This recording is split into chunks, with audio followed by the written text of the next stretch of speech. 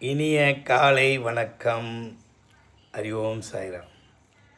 இன்றைய ஆன்மீக தகவலில் அற்புதமான தகவல்.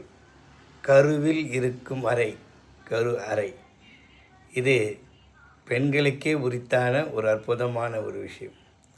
இதுபோல தான் கோவில்களிலும். அப்படிப்பட்ட கோவிலில் இருக்கும் கரு அறை மிகவும் சிறிதாக தாங்க இருக்கும். அந்த கரு அறையில் அதை சம்பந்தப்பட்டவர்கள் தவிர அதில் உள்ளே சென்று எந்த காரியமும் செய்யக்கூடாது. காரணம், அந்த கருவறையில் என்ன பூஜை நடக்க வேண்டும் என்பதை நிர்மாணிக்க வேண்டியது அந்த அறையின் உள்ள அந்த பூசாரி மட்டும்தான். அப்படிப்பட்ட அந்த அற்புதமான அந்த கருவறையில் நாம் உள்ளே சென்று வணங்குவது என்பது சாத்தியக்கூறு கிடையாது.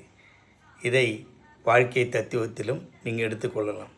அப்படிப்பட்ட அற்புதமான அந்த கருவறையை சுமக்கக்கூடிய அந்த பெண்களை நாம் மதிக்க கற்றுக்கொள்ள வேண்டும். கருவறை என்பது கருப்பு நிறமான ஒரு விஷயத்தில் அமைக்கக்கூடிய ஒரு அற்புதமான விஷயம். கருப்பு என்றால் அந்த இடத்தில் சில பேர் தவறாக நினைத்து கொள்கிறாங்க. தலைமுடியும் கருப்பு தாங்க, நம்ம தாடி வளர்ந்தாலும் கருப்பு தாங்க. எந்த உடலில் இருக்கக்கூடிய பாகங்கள் சில இடங்களில் அந்த கருப்பு இருக்கத்தான் செய்யும். மச்சமும் கருப்பு தான். ஆனால் கருவறையில் கருவை திஷ்டியாக கொண்டிருக்கக்கூடிய அந்த இடத்தில் ஒரு கருப்பு புடவையை ஒரு பெண் தன்னுடைய குழந்தையை சுமக்கும்போது கட்டிவிட்டால் அந்த கருவானது நல்ல விதமாக பாதுகாக்கப்படும், கண் திஷ்டி இல்லாமல் இருப்பது தான் ஐதீகம். சில பேர் ஏதோ தவறாக ஒரு அதை பரப்பி அந்த கருப்பு என்ற விஷயத்தை விட்டுவிட்டுறார்கள்.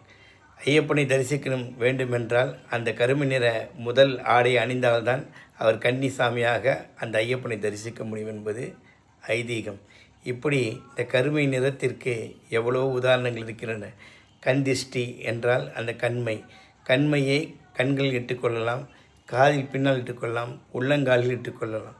அந்த கருப்பான விஷயம் எங்கிருந்து வருகிறது என்றால், நாம் தீயினால் சுட்ட அந்த மட்டை தேங்காயில் அதை ஹோமங்களில் செய்யும்போது ஒரு நெய்யை எடுத்து ஊற்றி அதை மையாக தயாரித்து அந்த கருமையை எடுத்து நாம் டிஷ்டியாக பயன்படுத்தலாம். இப்படி இத்தனை ஐதீகம் நிறைந்த அந்த கருவறையில் யார் செல்ல வேண்டுமோ அவர்கள் மட்டும்தான் செல்ல வேண்டும். அப்படின்ற ஒரு ஐதீகத்தை, இறைவனால் படைக்கப்பட்ட அந்த இறை தத்துவத்தை நாம் உணர வேண்டும். கருங்கல்லும் கருப்பு நிறம் என்பதை மறந்து விடாதீர்கள். இது என்னுடைய ஆராய்ச்சி அல்ல, இது உலக மக்களுக்கு நான் சொல்லக்கூடிய மிக அற்புதமான விஷயம். கருப்பை ஏற்றுக்கொள்ளுங்கள்.